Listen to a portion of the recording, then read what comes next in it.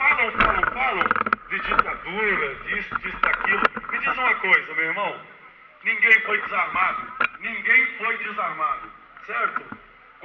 Durante o governo militar, que elegia através do parlamento os presidentes, certo? Agora, quando